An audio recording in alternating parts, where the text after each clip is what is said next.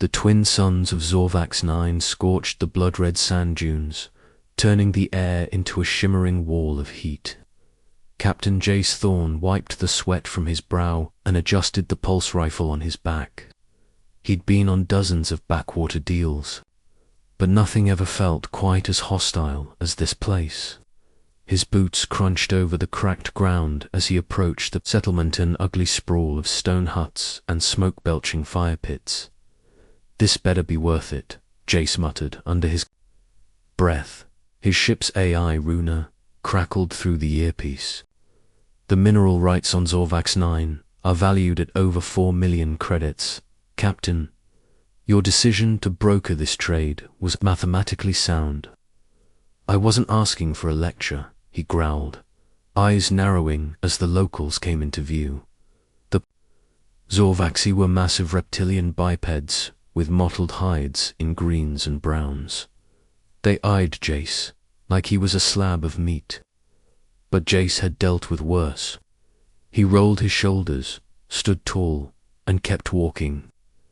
At the heart of the settlement, a larger figure stepped forward, covered in bones and scorched tattoos. The chieftain of the Zorvaxi tilted his head, yellow eyes unblinking. "Human," the chieftain hissed in thick galactic common. "You bring weapons?" Jace opened the case at his side and tilted it forward. Rows of sleek, Terran-made pulse rifles gleamed under the twin suns. "Top grade, as agreed."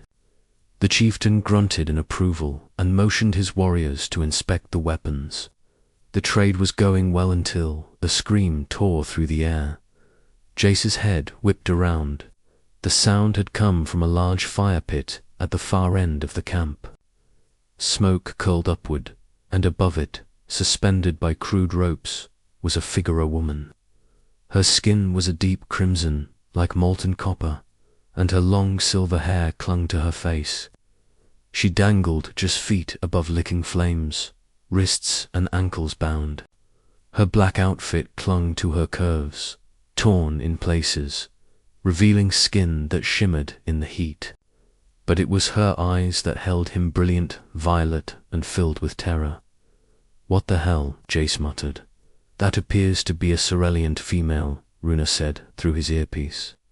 "They are a rare species, known for their elemental affinity and exceptional memory encoding." "She's not part of this trade," Jace snapped. He turned to the chieftain. "What's going on?" The chieftain didn't even blink. "Festival, special meat, she exotic, sweet fire flesh." Jace felt his stomach turn. He hadn't come here to watch a living being cooked alive. "How much for her?" he asked. "Not for trade," the chieftain growled. "She is meal." Jace hesitated. The rifles in that case were supposed to secure mining access to a rare crystal deposit on Tau Draconis. Without them, the deal was off. But then he looked at her, again sweat-soaked, trembling, yet still glaring defiantly at her captors. There was something unbreakable in her eyes. Jace clenched his jaw. "All the rifles," he said. "In exchange for her," the chieftain stared. "All, for one bite." "She's not food," Jace said coldly. "Take the deal, or no weapons." There was a long silence. Then the chieftain barked a command. Two warriors stepped forward and began lowering the girl. Her violet eyes never left Jace's. "You just compromised a 4 million credit operation," Runa said flatly in his ear. "I'll find another way," he replied. "Couldn't leave her like that." The girl was brought before him, her hands still tied. Up close, she was even more stunning. The ropes had left marks on her wrists, but she stood tall. "You are mine now," the chieftain declared, slapping her shoulder and pushing her toward Jace. Jace caught her gently. "You're not mine," he said, pulling a blade from his belt and slicing through the bindings. "You're free." She stared at him, wide-eyed, then whispered, "My name is Kayla." "Jace," he replied, Let's get off this hellhole. As they turned away, walking back toward the desert horizon, Jace felt a strange shift in the air. He had come here for minerals, credits, and leverage. But what he found, hanging over an alien fire, was something he never expected. And deep down, something told him this was just the beginning. The wind picked up as Jace and Kayla crossed the jagged rock field that stretched beyond the Zorvaxi settlement. Each step was labored, the desert heat clinging to their skin like a second layer.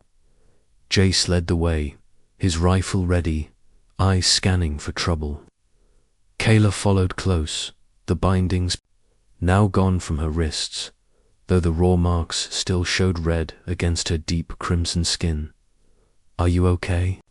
Jace asked without turning. "I will be," Kayla said, her voice soft but firm. "Thank you, Jace, Thorn. You didn't have to save me. Didn't sit right, leaving you there," he muttered. "Besides, I hate barbecues." Kayla gave a weak smile. "I'm Cerulean. Our scent is intoxicating to some species. To the Zorvaxi, I must have smelled like roasted paradise." "Well, they're going to have to settle for disappointment," Jace said, raising his hand for silence. He knelt low, examining the ground. "Trax hoverbikes. They're coming after us.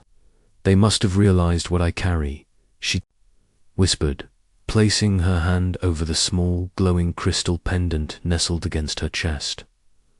"What is that thing?" "A Cerulean Echo Core," she said.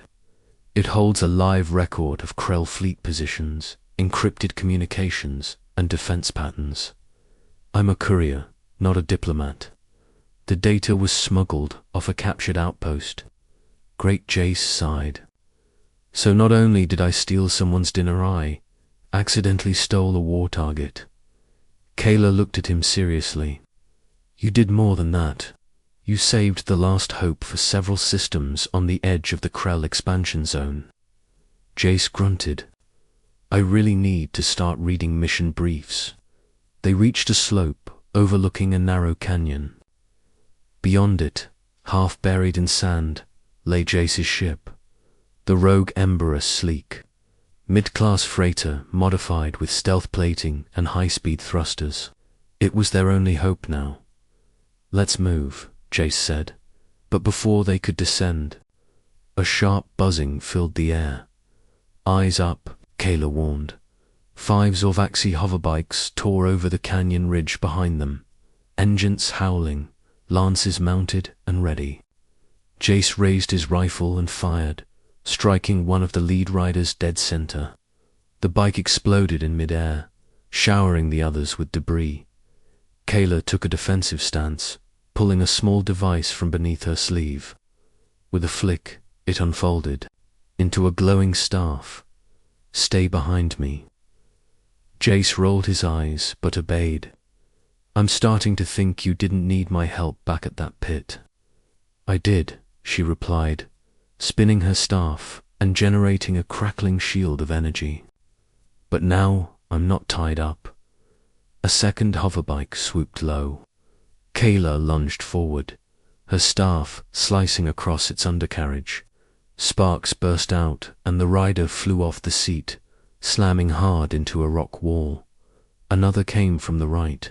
Jace stepped out from behind her shield and nailed the rider with a clean shot to the chest. "3 down," he muttered. "But more were coming. We have to run," Kayla yelled. Jace nodded, grabbing her wrist. They dashed down the slope, sliding through gravel and sand. The Rogue Ember's AI, Runa, must have detected their signal, because the ship's ramp hissed open. "Runa, prepare emergency liftoff." Jace barked into his com. "Coordinates locked. Defensive systems online," the AI replied. Behind them, the final hoverbike surged forward, close enough that Jace could see the rider's teeth bared in rage.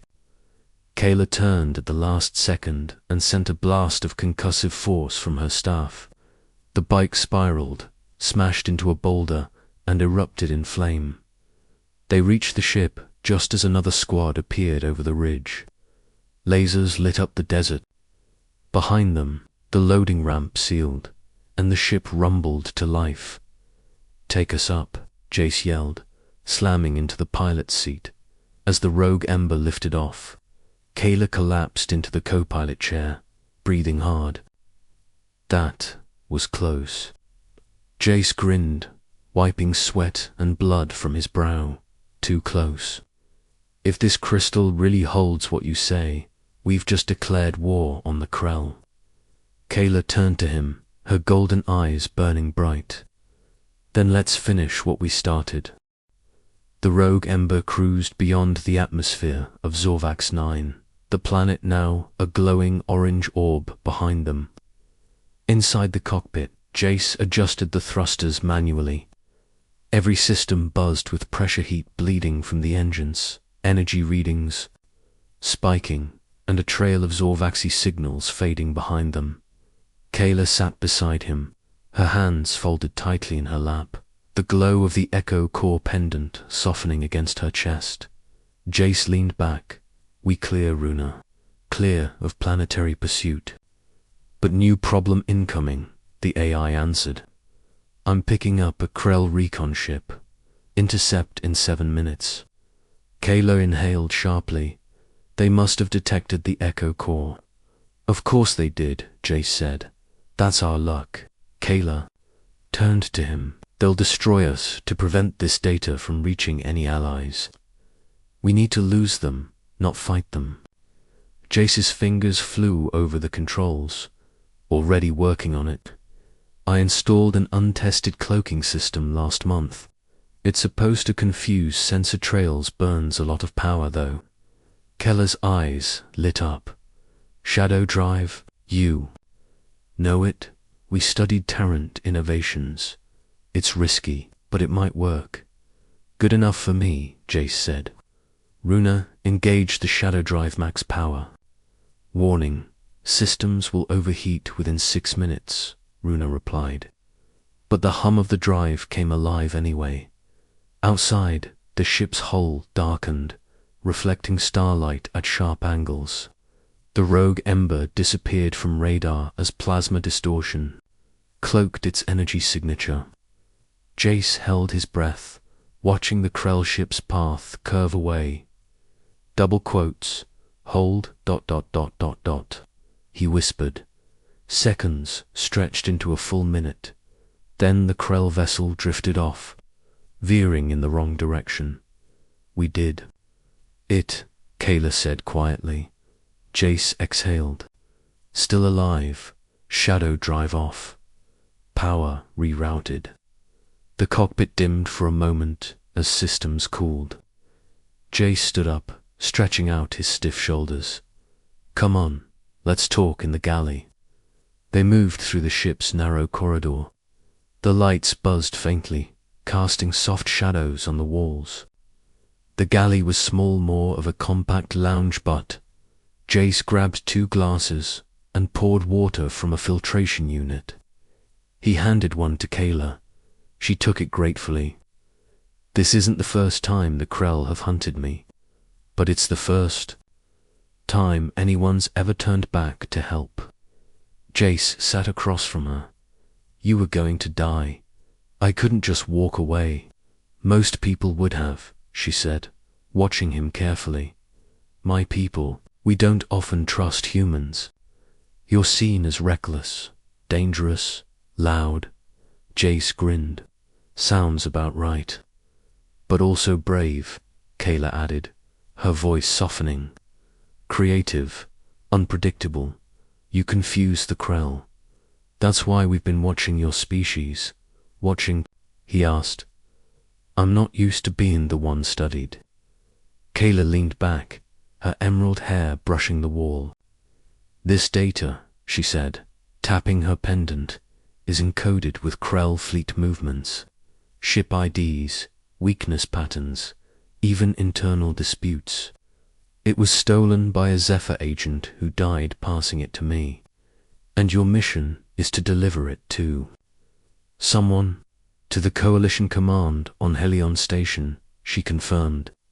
If we can decrypt it in time, we might cripple the Krell expansion in 5 sectors.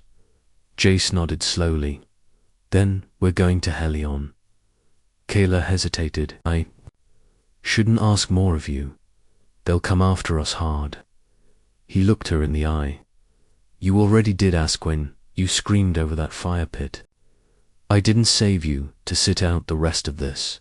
I'm in, she smiled, the first genuine one he'd seen from her. Then we have a chance, Runa interrupted over the speaker. Captain, just intercepted encrypted Krell chatter.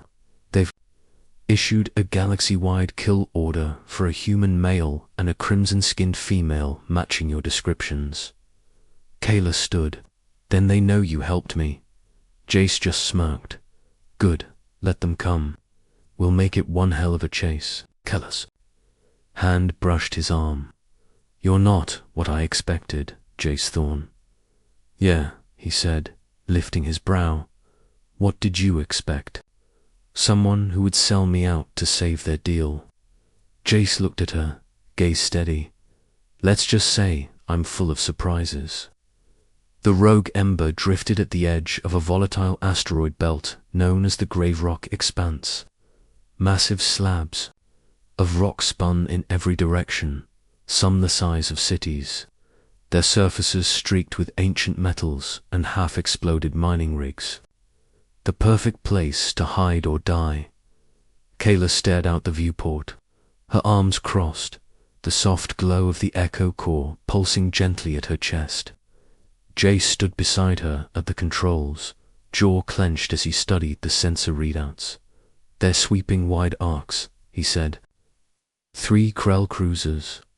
One of them just passed less than 1,000 kilometers away. They're getting smarter, Kayla said. They know we're not using warp jumps. We'd be easier to spot. And if we punch through the belt, we risk hull fracture or worse, Jace muttered. Runa, options. Minimal, the AI replied.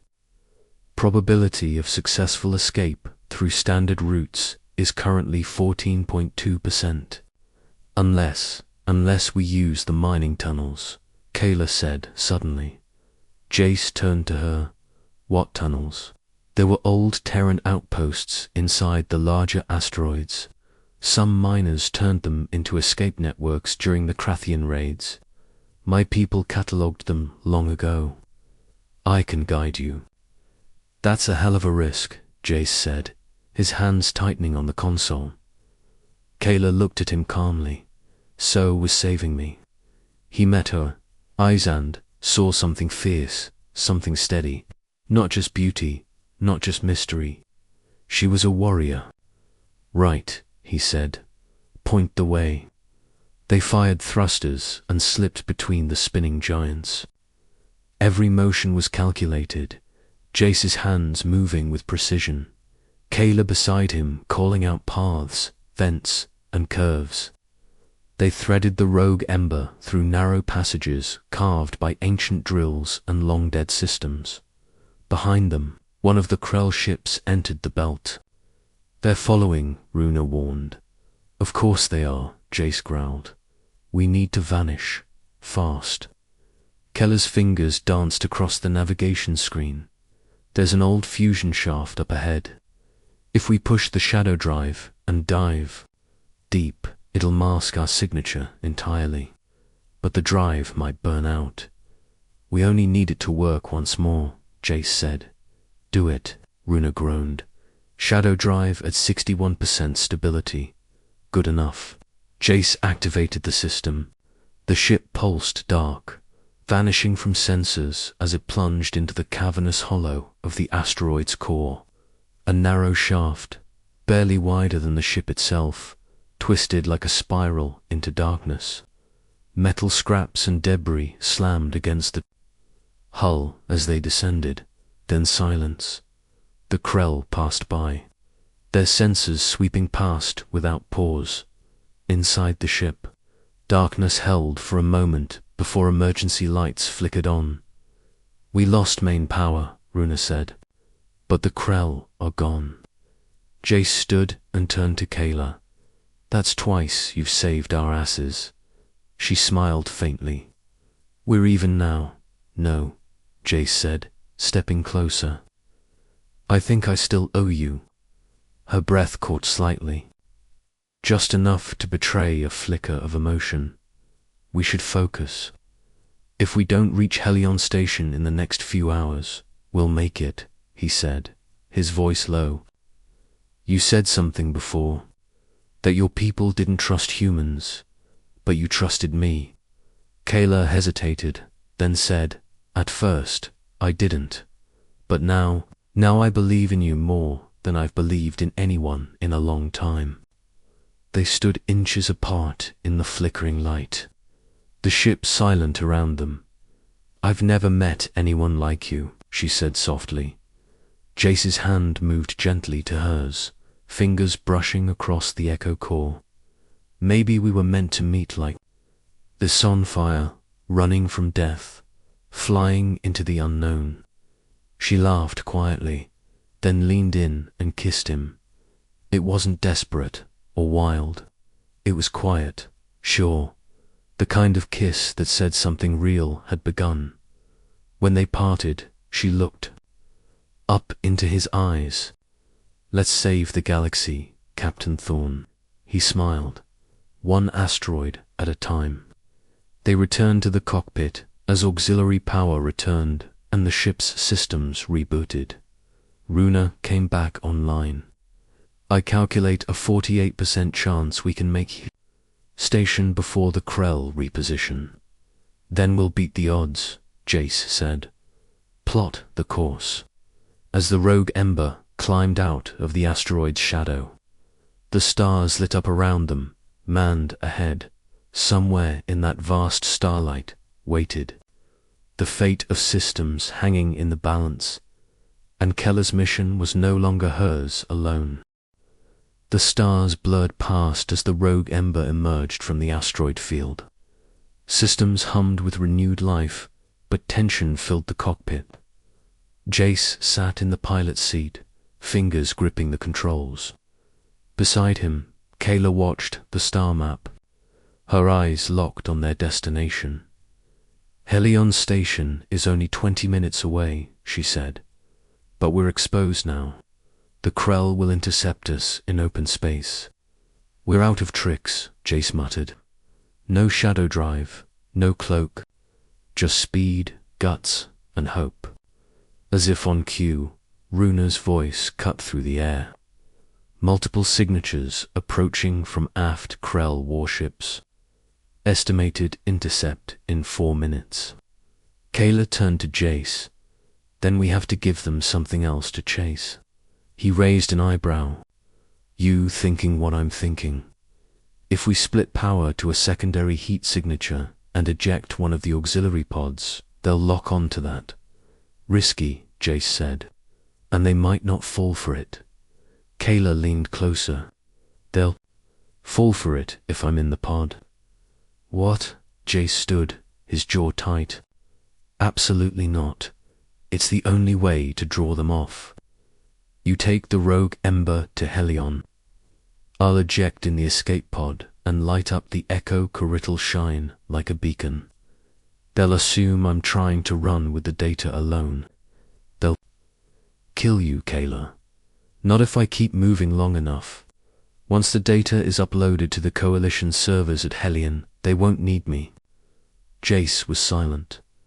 The idea was brilliant and insane, which made it exactly the kind of plan Kayla would suggest. He exhaled hard. You really want to do this?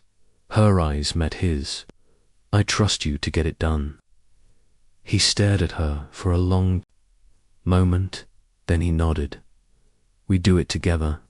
But if this goes sideways, I'm coming back for you. She smiled, that familiar fire in her eyes.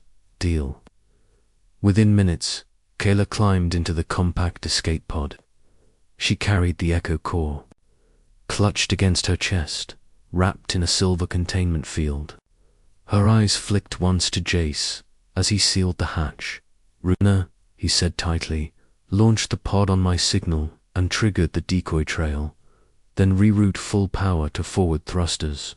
Understood. Keeler's pod detached and rocketed away on a curved trajectory.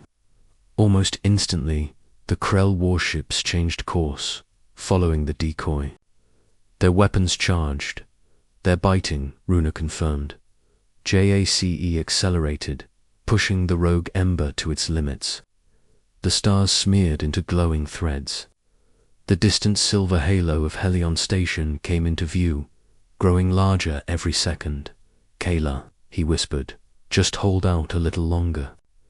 In her pod, Kayla twisted through space, maneuvering with short bursts, keeping just ahead of the Krell missiles. Her heart pounded, the echo core glowing brighter with each second. She watched the warships through the narrow viewport, calculating when they'd realize the bait. Uploading sequence activated.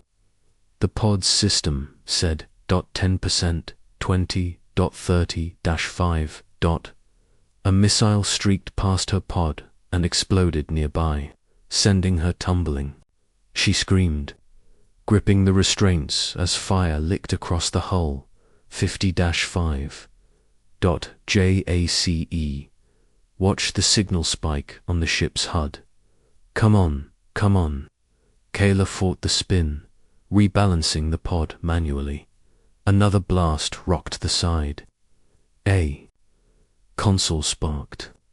Her breath came in shallow gasps, but her hand never left the crystal. 80%. Hang in there, Jace whispered. You're almost there. 90.90-8. A final missile hit dead on.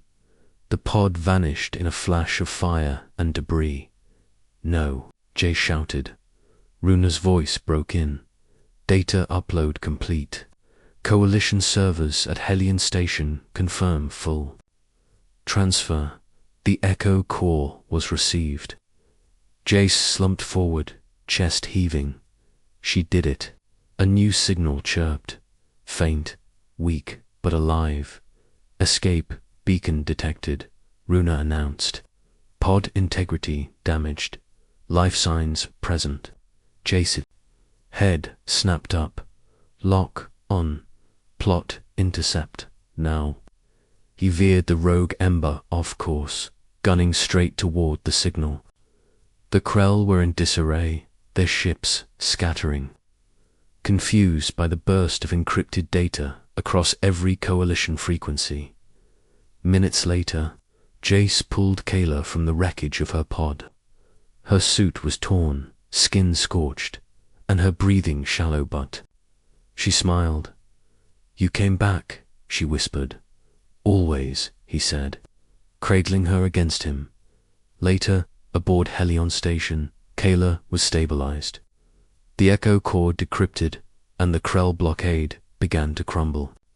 Jace stood beside her as coalition leaders hailed them as heroes. I didn't do it for the medals, Jace said. I know, Kayla whispered, reaching for his hand. You did it for me. And under the glowing lights of a starport built from unity and defiance, a human and an alien who once met over fire found something far more powerful than survival. They found each other.